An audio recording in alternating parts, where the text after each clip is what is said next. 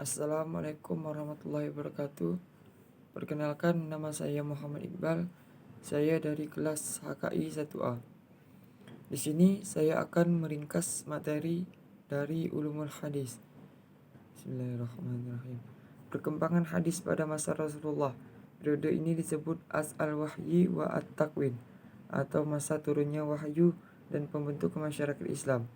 Pada periode inilah hadis lahir berupa sabda atau aqwal, af'al dan takrir. Nabi yang berfungsi menerangkan Al-Quran untuk menegakkan syariat Islam. Perkembangan hadis pada masa Khulafaur Rasyidin. Periode ini disebut as-at-tatsabut wa al-iqlal min al-riwayah, atau masa membatasi dan menyedikitkan riwayat. Nabi SAW wafat pada tahun 11 Hijriah.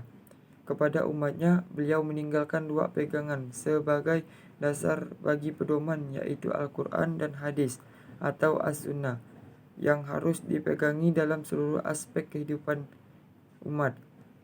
Perkembangan pada masa tabi'in. Periode ini disebut as-intisyar al-riwayah illa al-amsar, atau masa berkembang dan meluasnya periwayatan hadis. Pada masa ini, daerah Islam sudah meluas, yaitu ke negeri Syam, Irak, Mesir, Samarkand. Bahkan pada tahun 93 Hijriah meluas sampai ke Spanyol. Hal ini bersamaan dengan berangkatnya para sahabat ke daerah-daerah tersebut, terutama dalam rangka tugas memangku jabatan pemerintahan dan penyebaran ilmu hadis. Ilmu mustahalah hadis ialah ilmu tentang pokok-pokok dan kaidah-kaidah yang digunakan untuk mengetahui kondisi sanad dan matan hadis dari sisi diterima atau ditolak, sedangkan objek pembahasannya adalah sanad dan matan dari sisi diterima atau ditolak. Manfaatnya dapat membedakan hadis yang sahih dan dhaif.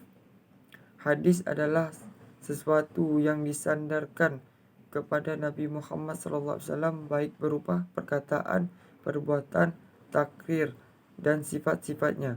Sunnah adalah segala sesuatu yang ada pada diri Nabi, baik berupa sabda, perbuatan, sifat, fisik, baik masa sebelum Nabi ataupun sesudahnya.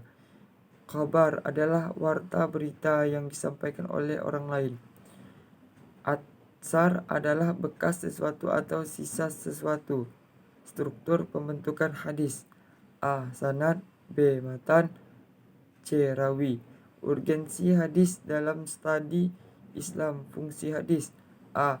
Hadis menguatkan hukum-hukum yang telah disebutkan dalam Al-Quran. B. Hadis menafsirkan ayat-ayat Al-Quran yang masih bersifat mujmal atau umum. C. Hadis membatasi keumuman dalam Al-Quran. D. Hadis menetapkan hukum-hukum yang belum ada dalam Al-Quran untuk memecahkan permasalahan hidup manusia.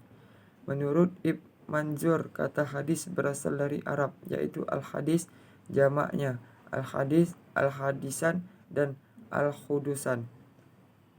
Secara etimologis, kata ini memiliki banyak arti, di antaranya al-jadid yang baru, lawan dari al-qadim atau yang lama, dan al-khabar yang berarti kabar atau berita. Wa atimullaha wa atyamu rasula wahzaru wa in tawalyatum wa lamu ma ala rasulina balaul mubin. Dan taatlah kamu kepada Allah, dan taatlah kamu kepada Rasulnya, dan berhati-hatilah jika kamu berpaling. Maka ketahuilah bahwa sesungguhnya kewajiban Rasul kami hanyalah menyampaikan atau amanat Allah dengan terang. Fungsi tafsir hadis terhadap Al-Quran ada 5, yaitu 1. Bayan at-takrir. Fungsi hadis dalam hal ini yaitu sebagai penguat hukum atau menegaskan kembali hukum yang sudah ada dalam Al-Quran. 2. Bayan at-taqyid. Fungsi hadis dalam hal ini yaitu ayat-ayat yang mutlak dengan sifat keadaan atau syarat-syarat tertentu. 3. Bayan at-tafsil. Fungsi hadis dalam hal ini yaitu menjelaskan ayat-ayat Al-Quran yang mujmal seperti tentang cara jual baju, cara dan ketentuan zakat, ibadah haji, dan lain-lain. 4. Bayan at-taksis. Fungsi hadis dalam hal ini yaitu kekhususan terhadap ayat-ayat yang bersifat umum. 5. Bayan at-tashri'. Fungsi hadis dalam hal ini yaitu menetapkan hukum yang tidak ditetapkan dalam Al-Quran. Syarat perawi: 1.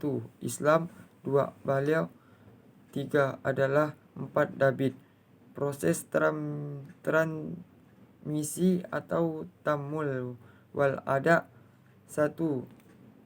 As-sima, yaitu guru membaca hadis di depan para muridnya. Bentuk: bisa membaca hafalan, membaca dari kitab, tanya jawab, dan dikte. 2. Al-ardu, yaitu seorang murid membaca hadis di depan guru. Dalam metode ini, seorang guru dapat mengoreksi hadis yang dibaca oleh muridnya. Istilah yang dipakai adalah akbarana.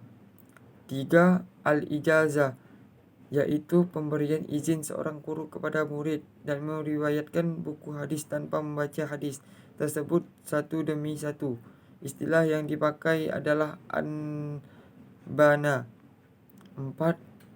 Al-munawalah, yaitu guru memberi sebuah atau beberapa hadis tanpa menyuruh untuk meriwayatkan. Istilah yang dipakai adalah anba'ana. Al-kitabah, yaitu seorang guru menulis hadis untuk seseorang. Hal ini mirip dengan metode ijazah. 6. I'lam asy-syekh, yaitu pemberian informasi guru kepada murid bahwa hadis dalam kitab tertentu adalah hasil periwayatan yang diperoleh dari seseorang tanpa menyebut namanya. 7. Al-wasiyah, yaitu guru mewasiatkan buku-buku hadis kepada muridnya sebelum meninggal. 8. Al-wijadah, yaitu seseorang yang menemukan catatan hadis seseorang tanpa ada rekomendasi untuk meriwayatkannya. Pengklasifikasian hadis adalah sebagai berikut. 1. Pengklasifikasian hadis berdasarkan jumlah perawi terbagi menjadi 2, yaitu A. Hadis mutawatir, B. Hadis ahad. Di antara para ulama ada yang membagikannya menjadi 3, yaitu A. Hadis mutawatir, B. Hadis ahad, C. Hadis masyhur. 2. Pengklasifikasian hadis berdasarkan kualitas sanad dan matanya. A. Hadis sahih, B. Hadis hasan, C. Hadis dhaif. 3. Pengklasifikasian hadis berdasarkan tempat penyandarannya.